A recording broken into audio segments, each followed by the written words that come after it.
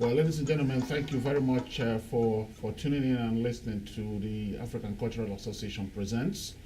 The African Cultural Association of Greater Lowell is a 501c3 organization. It's a non-profit organization that has its goal is to promote what makes Africa great and the cultures that we all have as Africans in the Merrimack Valley area of northern Massachusetts and southern New Hampshire. And with us this afternoon is the Professor PLOLUMUMBA from Kenya. And Prof, welcome to... Thank you very much, Ben. It is our pleasure to have you. And we had the event last Saturday, and it was a great event. And thank you very much for the powerful speech that you treated us to. We know your work in the continent. It's been across the continent, and people really admire you. And because of that, we had to invite you here to receive the first of its kind, the African Continental Luminary Award. And we really appreciate you honoring that invitation. Now, you have devoted your life and career to fighting corruption and bad governance and creating awareness of all of the continent of Africa on what really plagues our continent. Could you tell us a little bit more of that, of your work over the years, starting from your law school days through your career in Nairobi? Thank you very much, Ben. First of all, let me say how glad I am to have been invited to the United States of America to receive the award. It is great because it is a testament to the fact that what one does is appreciated by others. That is a confirmation that there is some contribution and some impact that we are making. And the reason why I consider the fight against corruption and bad governance critical in Africa is because the continent continues to underperform in critical areas because of poor leadership. You will remember when the first African country gained independence in 1957, and that was Ghana, and Kwame Nkrumah. The expectations were great. And I remember very vividly the words which have been immortalized as having been spoken by Kwame Nkrumah, that the freedom of Ghana means nothing if the rest of Africa is not free. A few years later, in 1963, when the OAU is founded in Addis Ababa, Ethiopia, 32 countries were represented. And that, in my view, was a testament to the conviction of the likes of Kwame Nkrumah and Julius Nyerere, Jomo Kenyatta, not to forget that there were other Africans in the diaspora, people like Marcus Garvey, W.B. Du Bois, and many others who contributed to this process.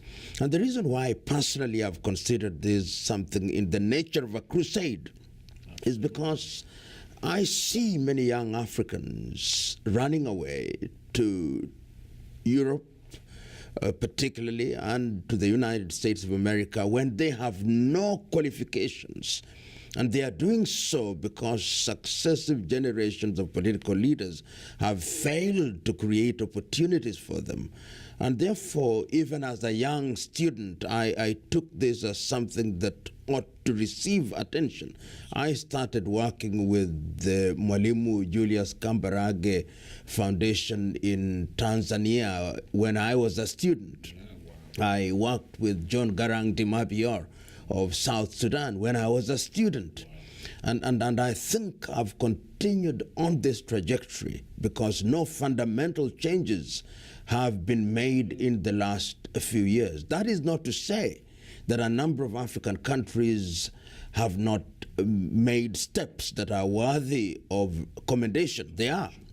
We have seen quite a number of countries doing well. We have seen countries such as Botswana doing well. We have seen in the recent past Ethiopia, Rwanda, Namibia, and even Kenya at a certain stage. Even Nigeria, we have seen since the entry into power of President Buhari, quite a number of things are beginning to happen.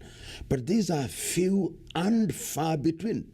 One holds the view that a continent which has a population of 1.2 billion conservatively and which has resources of every kind should be performing better. It is noteworthy that the combined GDP of all the 55 African countries combined is smaller than the economy of Germany. And that is a travesty. So this is a crusade. And it gladdens my heart that those of you who are here in the United States and have retained linkages with Africa consider this to be something that is worthy of recognition. Absolutely. Yes. Absolutely. Well, that's wonderful. Thank you very much. Now, the crusade you have started, you call it a crusade, and I think it's the right choice of word you have started. And you started it by creating the awareness. Could you tell us what program you have across board to create this awareness? You made mention of something a few days ago that now people are able to link the effect, connect the effect of corruption to their daily lives or to the tribulations or hardships that they have in their daily lives. Could you tell us a little bit about that? Perhaps to preface my answer, you will want to note that in the early years of independence, when one looks very keenly, the people that I call the first generation leaders, to their credit, they had no experience in governance. Yes. They had simply, some of them were clerks, a number of them had graduated from the United States of America, from France, from Portugal, depending on who the colonizer were. Right. And very suddenly, they are thrust with these responsibilities and with an expectant population. And within a very short time, they are expected to deliver. And it's also to be remembered that the erstwhile colonizers did not stop there. They still wanted to influence processes. But to their credit, in the early years, the developments in infrastructure were monumental in most of the countries. The development in the health sector, in the education sector, and the personal commitment of some of these individuals who stayed in power for a very long time.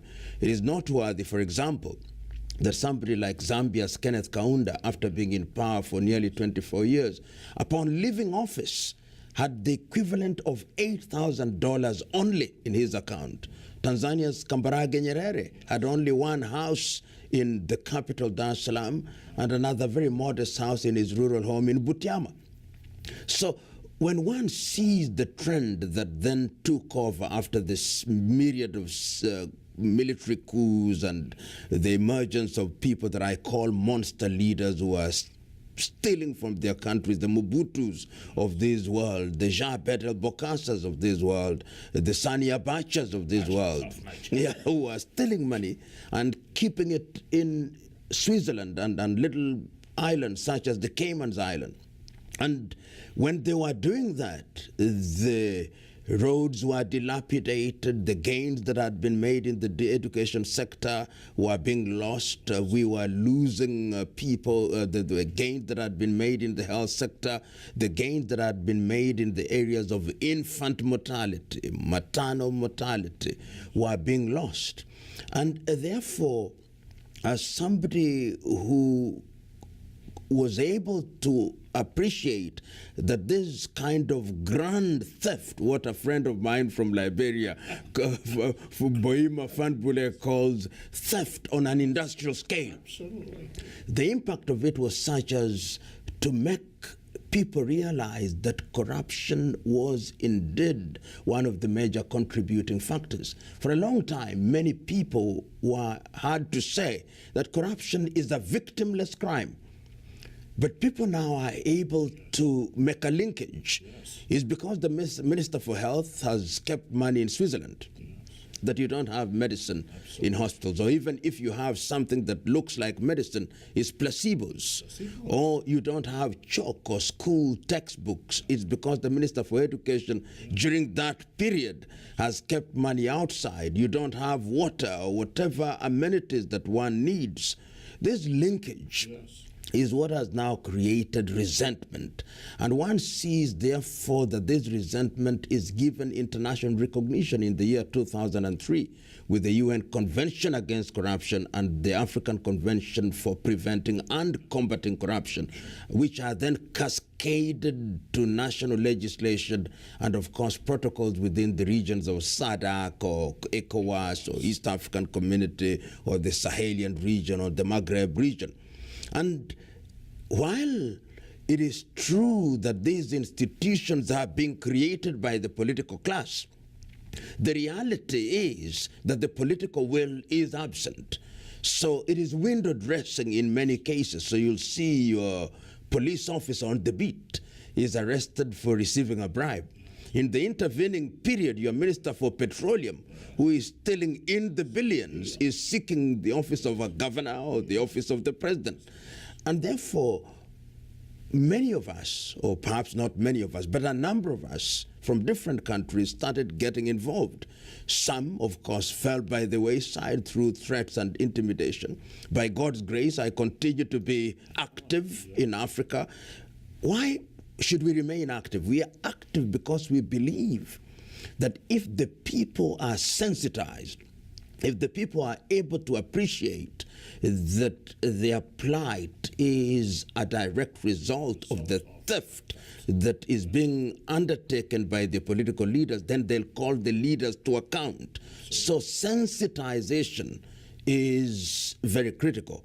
Somehow, because of these travels that I engaged in, particularly in the last 3 years, going to different countries and courtesy of social media and the YouTube, this message has reverberated in different parts of Africa and gained root. Absolutely. With the consequence now that I meet many young men and women, and even old men and old women, who are beginning to say that this message must spread. And it must spread because if it does not, then Africa is not going to occupy its pride of place amongst the Community of Nations. And it's instructive that this year, 2018, has been designated by the African Union as the year of the fight against corruption as a condition precedent to transforming the continent. Only, I think the conference only ended yesterday, the 30th summit of the African heads of states and government in Addis Ababa, Ethiopia. And they are saying, let us fight corruption, because it is only when we fight corruption and fight it effectively that the Agenda 2063, which is the agenda that is designed to transform Africa economically, politically, and socially, will be realized, and that Africa will then realize our potential and sit at the dinner table, as I say, ad nauseum. Yeah. So that is, yeah, as diners, not as waiters. So this is critical, you know, and young people, Africa speaks of ourselves in the past tense, that we used to be great. We were the builders of the pyramids. We were the builders of the Monomotapa Empire. The Dogon in Senegal were astronomers before the Europeans left the caves. That they were organized governmental systems among the Ashanti in West Africa and among the Baganda in Uganda. But that is historical romanticism. I'm saying that that could very well have been true. But what are we doing now? What are we doing now? Are we able to support ourselves? Are we able to resist some of the people who, in the name of trading with us, are actually reaping us? And in this regard, we must be very wary of the Chinese, whose work ethic I admire. But we can only engage on an equal footing if we are able to harness our resources and add value so that there is genuine trade. Otherwise, there is no trade. What there is raid. And I think that that is critical going forward, particularly to create employment opportunities for young men and women. Right now, you know for a fact, for example, in countries such as Zimbabwe, there is 80% unemployment. Yes, indeed. If you are talking about 80% unemployment and you have young men and women out of Zimbabwe, nearly 5 million, you have nearly half of your population out because they can't get opportunities. In Kenya, the most recent statistics say that the unemployment rate is about 39%, Tanzania about 24%, in the Democratic Republic of Congo possibly in the neighborhood of 70 to 80%. And my view, therefore, is that if we were to energize the fight against corruption, if we were to succeed in roping the political class, if we were able to recruit the populace, if we were able to energize those from the African continent who are in the diaspora, then this battle can be won. And permit me just to say something little about the diaspora. Yes. Many African countries have now recognized that there are men and women in the diaspora, because these are men and women who tend to be very highly trained in all the professions. Yes, and they are repatriating their hard-earned income to sustain their families in Africa. And in countries such as Kenya, we now can comfortably say that perhaps the third or fourth largest source of national income is remittances from the diaspora. And I think that could be true of Ghana, that could be true of Nigeria, that could be true of Ethiopia, the Gambia, and many countries. So the diaspora has a voice. Absolutely. They can be listened to.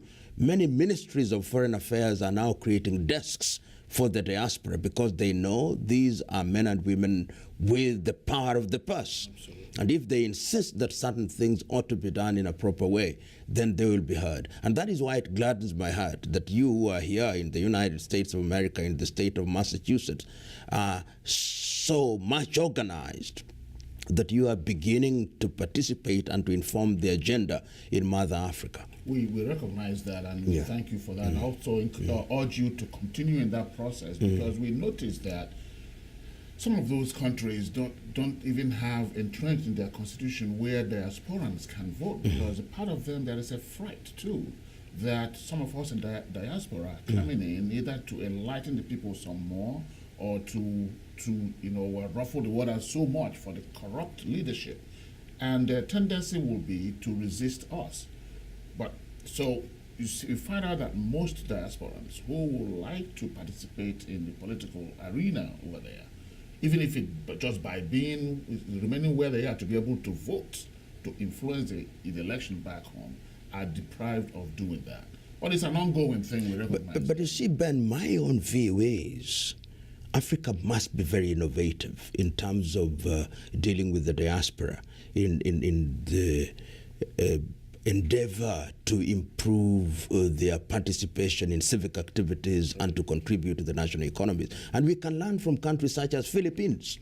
You know, the Philippines has specific ministry or department of government that deals with their workers outside of the Philippines, because they recognize that this is an important constituency. One could even go further, that in the future, it may very well be that individuals within the diaspora without physical movement to their mother countries could be members of parliament wherever they are. There is no reason why, for example, in Nigeria, you can't have somebody in the House of Representatives, but he or she is resident in the United States and can participate in deliberations in the House via technology. Absolutely. So there are many opportunities that are available, and we must exploit. And to go back to the question of corruption and bad governance, it is very important, particularly at this stage in the history of Africa, to realize that if we don't deal with the young African population, Africa is a very young continent. As young, I can say comfortably that 70% of the African population is below age 35. If you don't, that is significant. If you don't take care of this population, then you are in danger. There are two things that can happen. You either reap what is referred to as the youth dividend, that you have a young, energetic population, and that therefore it can contribute to your economy. Or you create an environment where they become disillusioned and they become a threat to security. That choice must be made. Is it being made? Yes. In a number of countries, deliberate efforts are being made. Ethiopia, in my view, has demonstrated two things. First, there is a sense in which, of course, problems of governance are there. But in the recent past, one has seen that Ethiopia has been able to generate nearly 10,000 megawatts of electricity. And believe me, it was almost 100% financed by the Ethiopian government with assistance from Ethiopians in the diaspora. Wow, that's significant. And right now, they are building industrial parks which are being financed by the Chinese, but on a very good model, that there must be technology transfer. Absolutely. That is a model that can't be replicated. I know in Kenya, for example, we are talking about solar power. In Namibia, they say, actually, when you get into the airport in Namibia, they say that 1/3 of the solar power in Namibia can generate power for the entire Western Europe. That is the potential that they have. And you can see that in Botswana. All these things can only happen if there is good governance. If we have men and women who occupy public office because they want to serve, what does it require? That the guns must be silent. And I'm happy that one of the primary pillars, the 7 pillars, one of the 7 pillars of Africa Agenda 2063 is that the guns must be silent by the year 2020. I hope we hit it. is only 2 years away. But where are the guns sounding? The guns are sounding in South Sudan. The guns are sounding in Somalia.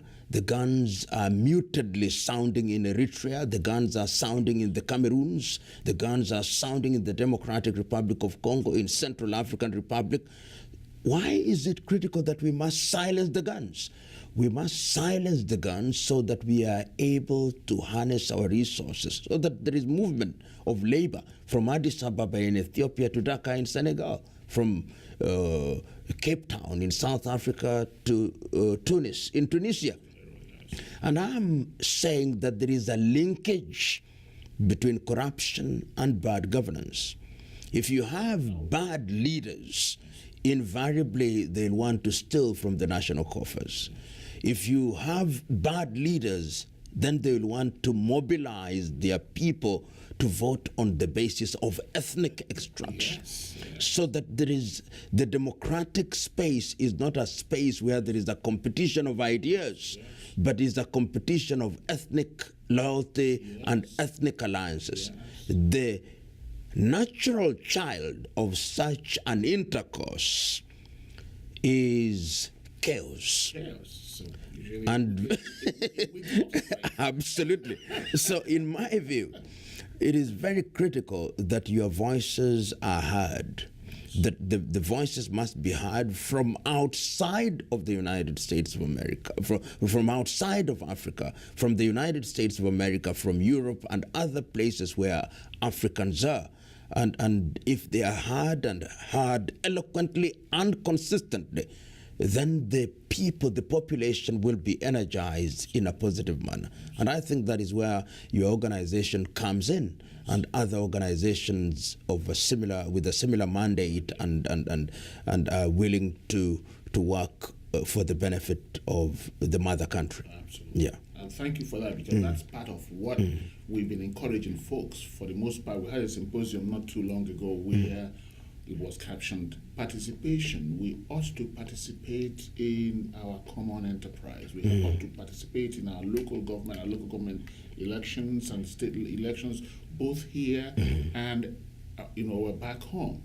Part of why it's important for us to participate here in the diaspora is so that we will learn the trade and the skills of what they are doing here, so we'll be able to transfer those back home to help our motherland. So it is just participation across board that I think that will help us in this crusade that you have very well started. And Ben, it is very critical. Yesterday, which was I think the 29th of January, I had the privilege and honor of meeting very high-powered group from the Cameroons. Yes.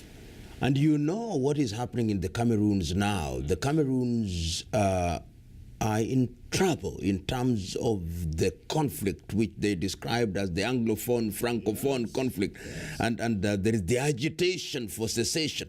And it's not the only country that is talking secession. We know, for example, that in Nigeria, there is the talk of renewing the secessionist movement amongst the Biafra. But I've always held the view that the problems we are talking about, absolutely, and I hold the view that the problems that we are talking about as justifying secession can actually be resolved within the existing nation. Because if you look, the African boundaries are all artificial. These were things that were imposed upon the nation in an arbitrary manner in 1884 in Berlin by the European powers. But a conscious decision was made in 1963, 1964 that these boundaries would be inviolable. And the argument was solid. They said, if we start redrawing these boundaries, then there will be conflict upon conflict, and we will never resolve. So let us make the best of them, and let us create an environment where the artificiality of these borders is rendered useless by allowing free movement of goods and labor, so that we have integration. I think the person who was much more enthusiastic in those early days was Kwame Nkrumah. He was clear in his mind, let us unite now. Let us have one currency now. Let us have one army now. Let us have one policing force now. He didn't win the argument on that day. The ones who won the day were the ones says, let us be gradual about it. Let us grow through regions, and then let these regions be the building blocks upon which we'll ultimately end up with United States of Africa. That has not happened, but that must begin to happen. And I'm very happy that during the just concluded session, one of the things that they have succeeded in doing is putting pen to paper on the question of the open skies in Africa, so that flights can now move from one country to the other is gone. And I know for a fact that within the regions there is an attempt to create single currency in the East African community by the year 2025. Within SADC, movements are happening in ECOWAS. I think positive things are happening in Central Africa. Not much activity in the former French colony, the CFA franc, which is too much linked to the Paris government. But these movements, in my view, are positive. And why do I think that this crusade about good governance, this crusade again about governments that are accountable to the people, is one major plank, is because if you look at the history of the struggle for independence for Africa, it was not the preserve of people who are resident in Africa. It was a combined effort of people who were in the diaspora. Marcus Garvey was a Jamaican, but he said we've got to go back to motherland. W.B. Du Bois was a citizen of the United States of America, but he said we've got to pay attention to what is happening in Africa. I remember Martin Luther King Jr., even as he talked about the civil rights movement in 1963, and Ralph Abernathy and Andrew Young and many of these individuals who were very active at that time, they were so connected to the continent in Africa that when Ghana attained independence, they were present in Accra, Ghana, as a clear demonstration that we are with you. Absolutely. And I think, years ago, yes, there's some evidence that he even attended Nigeria's independence. Yes, Quietly, yes. So these are the kind of things that we want to revive, because, you know, there is something that I think it is Ronald Reagan who, when he was the president, said it, and it annoyed quite a number of people, but I liked it. He said, America does what is in America's best interest. I hear President Trump is saying the same thing, and I have no quarrel with it. Every country must do that which is in its best interest. Absolutely. And once you do that, then you will be respected. Yes, indeed. Once you do that, then you can engage. Yes. China is now receiving the visibility that it deserves because they have done things. Yes. It is present in everybody's mind and heart, whether you like it or not. Yes. We are being forced now to learn Chinese, yes, and because it is the factory of the world. What should Africa emulate from China? What should Africa learn from India? What should Africa learn from Vietnam? Yes. What should Africa learn from the United States of America? Korea. South Korea. And the reason why this kind of history and this kind of evidence is useful, if it took the United States of America 200 years to attain certain things, it should now take us 50 years. Yes. Because we now know where the landmines Yes, are. we now And, know and, exactly yeah, and we can avoid them. Yes. And this is the kind of conversation that I would want to hear. I would want to ensure that we engage the leadership. I'm very happy now that President Paul Kagame of Rwanda has become the chair of the African Union for the next 1 year. And in the process of reforming the African Union, I hope that he will be focused to ensure that we deal with things that inform the Agenda 2063 and to look at a number of things. One, that we introduce what I call hygiene in the conduct of our politics. And hygiene means that we create an environment where good men and women compete on the basis of ideas, and that when they go to the ballot box, they give the people the opportunity to elect them on that basis, not on the basis of ethnic extraction. Absolutely. And once we've dealt with the issue of hygiene in our politics, where there is good politics, then you can inform the economy.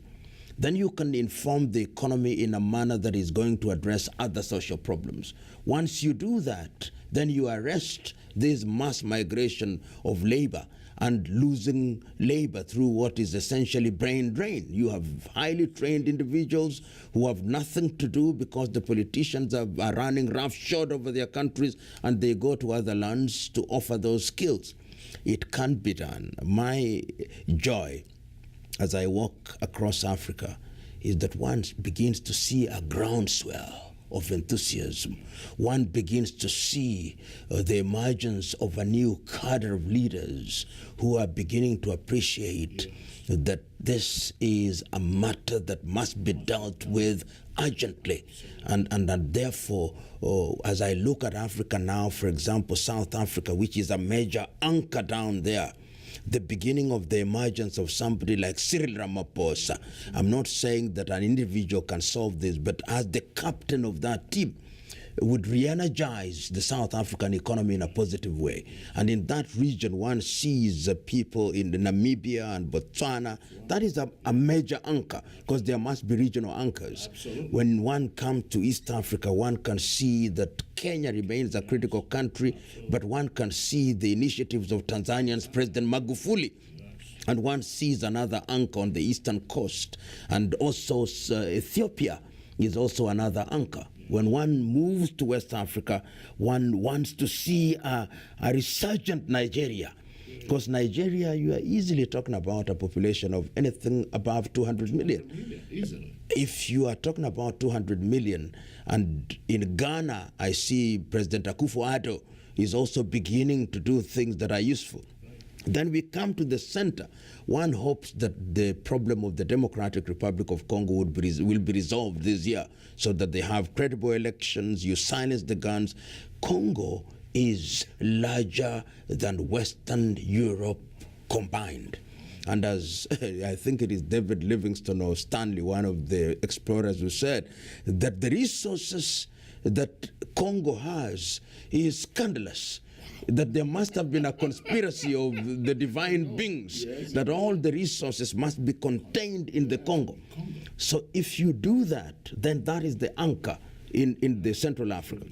You go to the Maghreb, you silence the guns in Libya, then you have two anchors there. You have Egypt, and you have Algeria, and you could even go to Morocco. Then you have a stable continent. And once you have a stable continent with a population of 1.5 million, easily the continent of Africa would combined, we must also remember that Africa is not homogeneous. We are talking about 55 countries. But combined GDP would move into the neighborhood of the GDP of the United States of America in 20 years, so that we have a $10 trillion economy. Then we will be invited to Davos, not for photo opportunity, but as true participants. For the moment, we are just invited for photo opportunities, and we are humored that we are part of the assembly, but we are not. Then we will be at the dinner table as diners, choosing caviar, not the remains which are thrown at us. Now, you had a lovely story today. One young lady asked you, now, you've been having this crusade for a while. Yes. Are you seeing any effect? And I was very impressed at the story you told us about the I think it was one of West African countries that their citizens are migrating to the Mediterranean. Yes. They will make contributions, and then now, part of the contributions, they're now beginning to use themselves to... Could you tell us more about that? I thought that was, sometimes when you do these things, when you say things, you think that they end where you said them. But there is a sense in which, if you are a believer in the Word of God as a Christian, it gives greater meaning to this saying that in the beginning there was the Word. So and the Word was with God. So from that perspective, I think the Word is very powerful. And I went to Monrovia last year, and I met a group of young men. They were all men. And they told me, we had listened to your speech about the state of Africa, and we were minded of traveling to Europe, like every young West African who is in desperation desires. But when we said, we heard you speak, we said, we are not going anywhere. So these young men have established a cyber cafe and a major establishment, and they are now employers.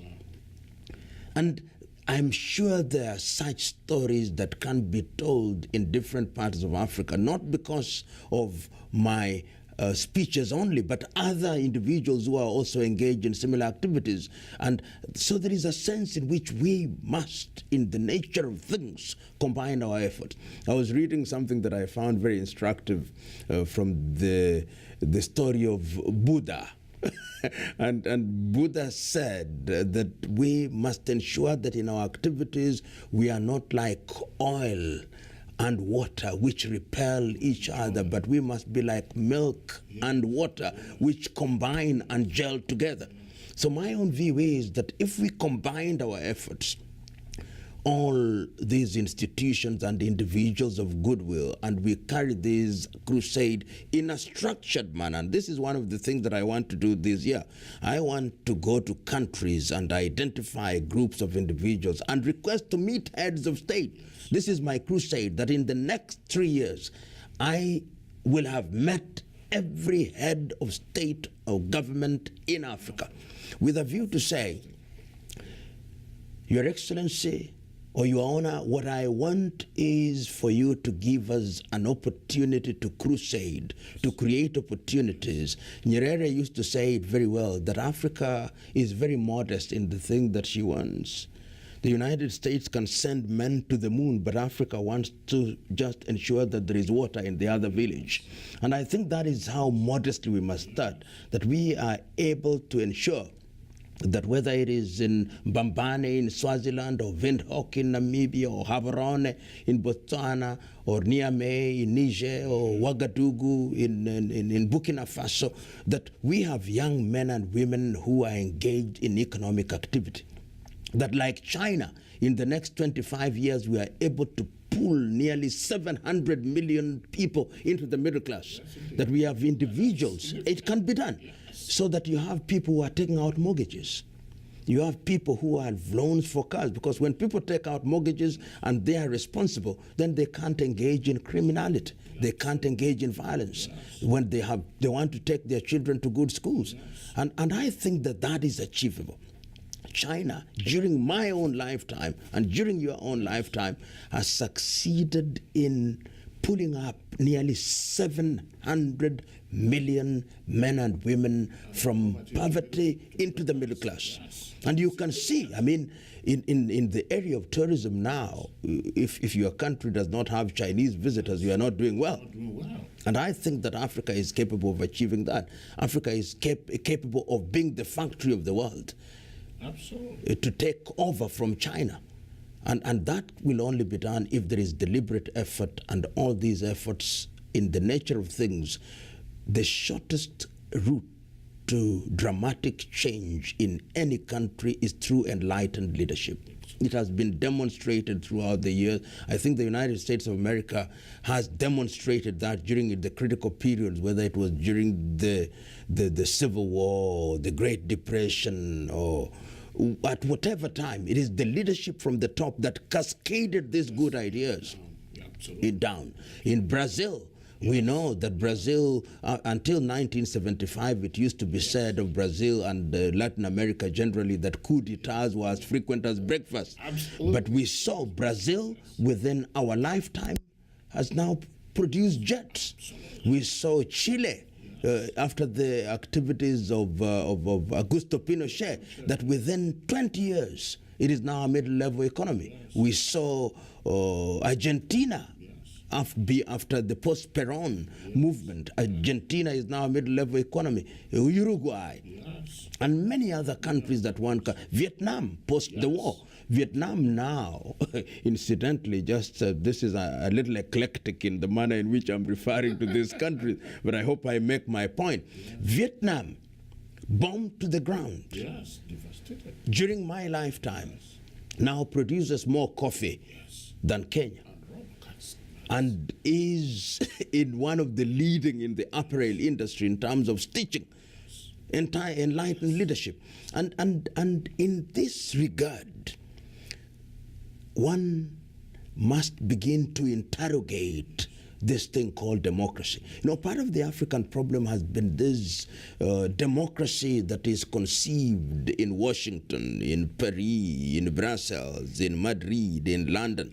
I think governance must also be informed by the realities on the ground.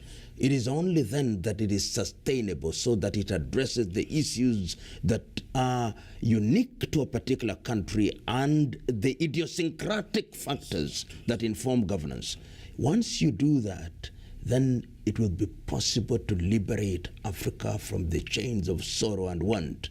And I want to repeat ad nauseum that organizations such as yours and individuals such as yourselves, who are children of two worlds now, in a manner of speaking, you've been here for a reasonably long period with your comrades in arms, but you've never severed the umbilical cord with your home.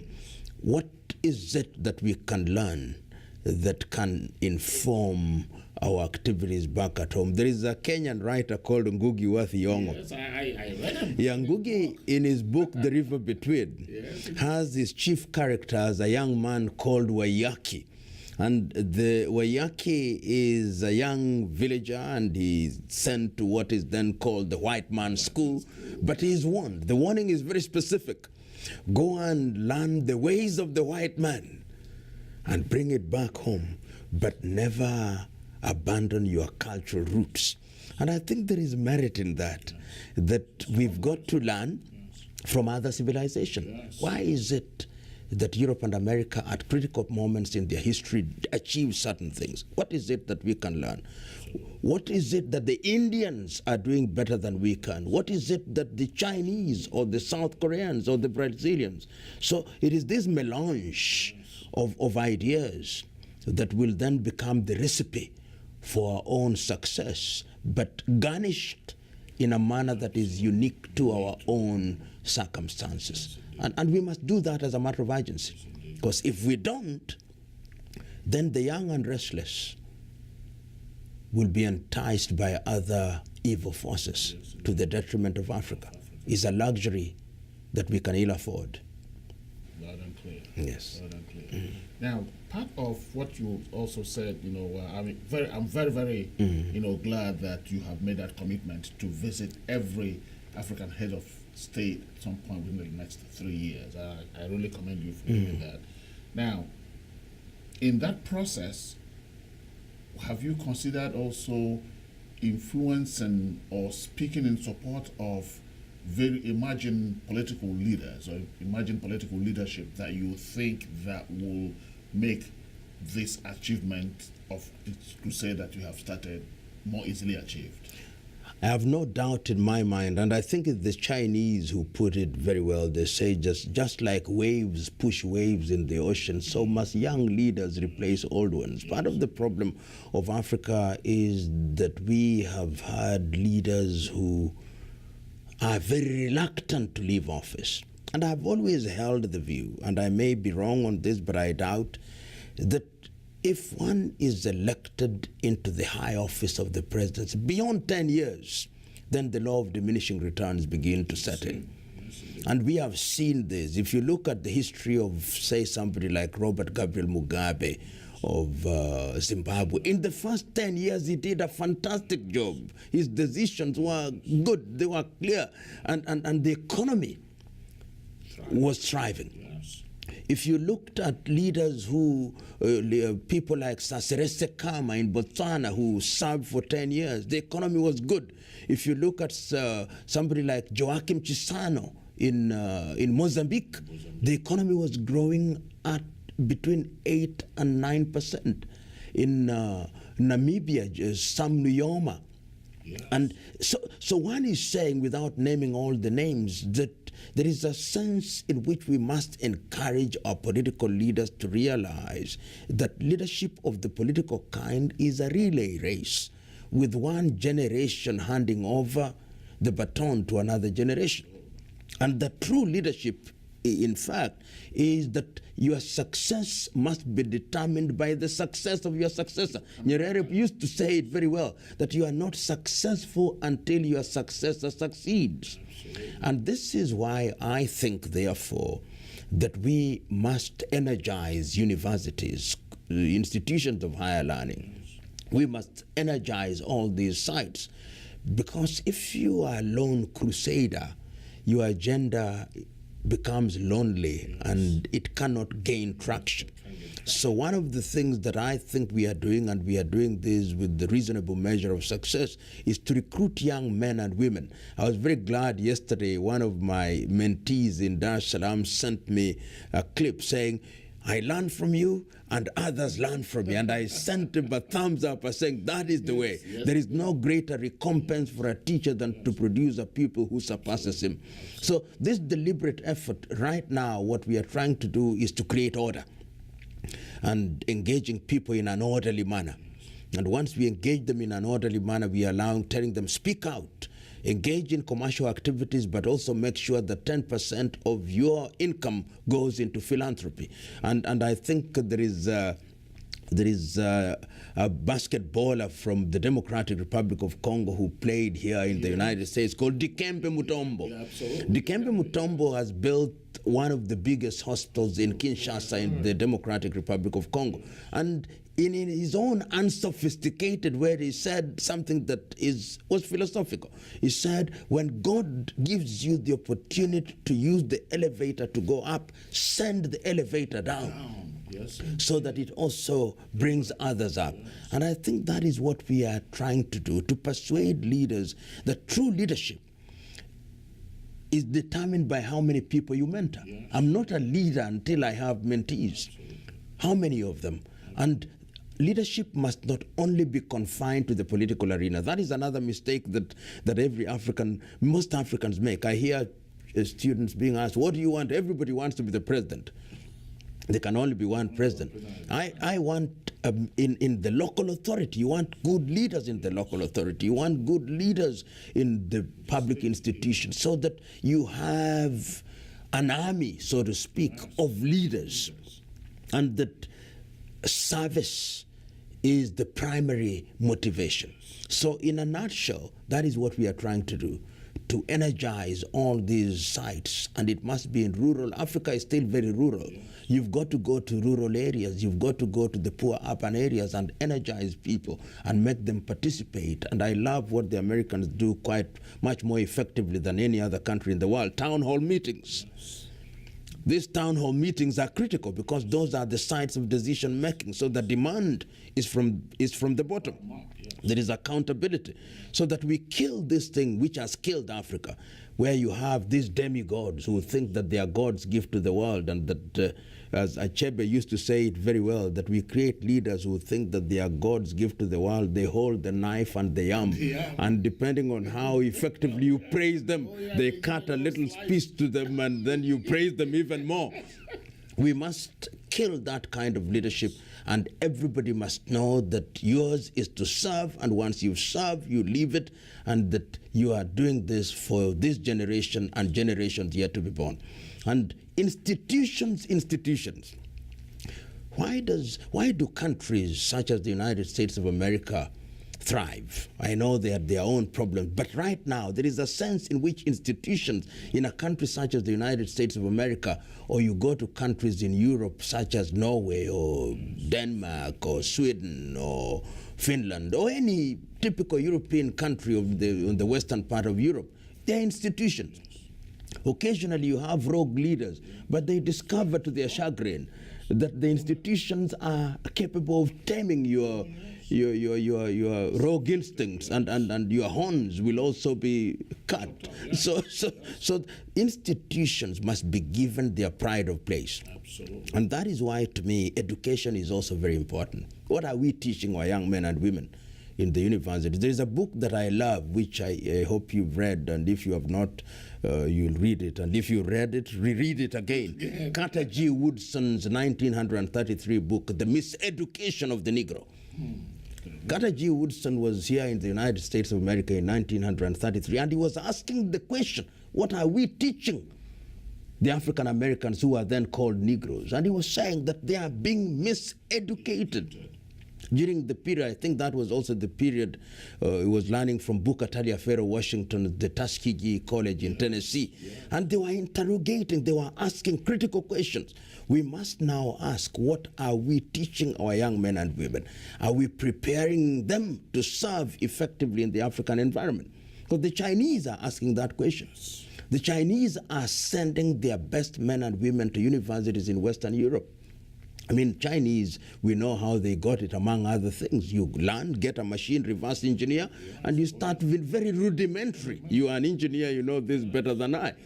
That is what we must do, and it must happen in Nigeria, it must happen in Burkina Faso, it must happen everywhere, so that when Africa makes the claim that agriculture is the backbone of our economy, what is the value addition?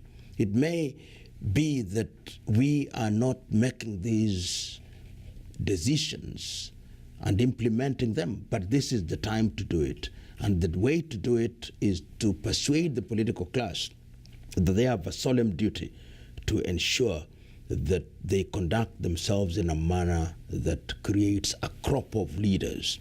You know, many times I listen again and again to the inauguration speech of John F. Kennedy. Ask not what your country can do for you, but what you can do for your country. And I think it was during his administration that the Peace Corps movement was initiated. I do not know. I'm quite certain that books have been written about the impact of the Peace Corps movement in America as such. Some of the leading American diplomats served during their school days as Peace Corps in rural Africa and in other areas. So their knowledge of Africa is intimate. Saturday, few of them were there. Correct. So what we must do is to sometimes just copy and paste. Yes. Copying and pasting is not a bad thing. Yeah, it's not a crime if you do it in a creative manner. Yes. So in my view, as we go through Africa, we are going to talk more, we are going to shout from the rooftops. But beyond the shouting, I think we now must have to anchor some of these activities on the hard ground of practice, so that we are not for too long on the drawing board. we make mistakes on the ground rather than having a perfect drawing, which will never see us on the drawing board, rather on the ground. So I think that is how we want to do it. Yeah. Mm. Well, you know, yeah. It's such a pleasure talking to you, Prof. You know, there are so many other things that we would have loved to touch on, you know, even our various ethnic biases. And perhaps that is, with 3 minutes remaining to our conclusion, I think perhaps that is the one thing that we must conclude with. You know, part of the African problem, if it is a problem at all, I think it is not a problem because it is something that is manipulated by the opportunistic politician, is ethnic diversity. Yes, I hold the view that the diversity in Africa is a strength. Kenya's Ali Mazurui, who was a leading scholar here in the United States of America, has written a book titled The Power of Babel. Not the tower, the power of Babel. And his argument is that this diversity, if it is harnessed, then it has the power of the piano with the black and white keys, which is played, produces melodious music. And I think that if we were to harness that going forward, we would be able to solve the problem that we have, because your typical politician manipulates this and makes ethnicities fight, as we see in Sudan, as we see in the Democratic Republic of Congo, see in Nigeria, and we see in Kenya and in Somalia and even at one time even in Zimbabwe. So going forward, it is we who have had the advantage of education who must in some way ensure that we inform the political class and by extension persuade our people that the tribe, as we call it, or ethnic extraction is innocent. We must celebrate our diversity, but let's use our strengths in a positive manner, in the manner that we have seen it being done in other countries. Switzerland is a good country, that is a good model that comes to mind. The Swiss, if you read her history, had these problems of ethnicity. Then a certain strong general came and said, we know there's German speaking, there is Italian speaking, there is Romanic speaking, and there is French speaking. We are going to create a country with our cantons. You are going to preserve your German culture, your Romance culture, your French culture, your Italian, but we are going to be one nation. Yes, indeed. And it can be done. Yes. And it must be done. Yes. Because if it is not done, we are done. Well, ladies and gentlemen, you know, there have been many more of this, and we really thank Professor PLO for being with us and sharing his time with us and visiting us all these days, and hopefully we'll be able to bring you back. It's a genuine pleasure. Thank you. To really have you. You have impacted many lives for the few days you've been here. Thank you.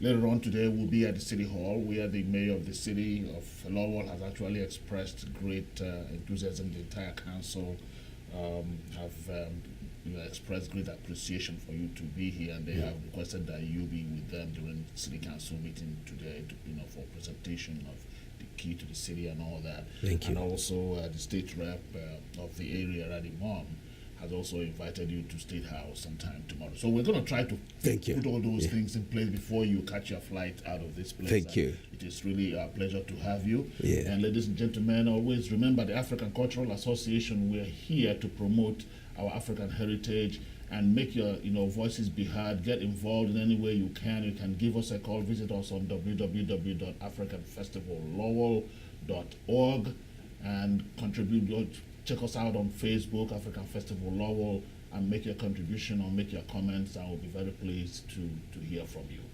Thank you. Thank you. Thank you, Ben. God bless you. God bless you. Yeah. Thank you. Thank you. All set there?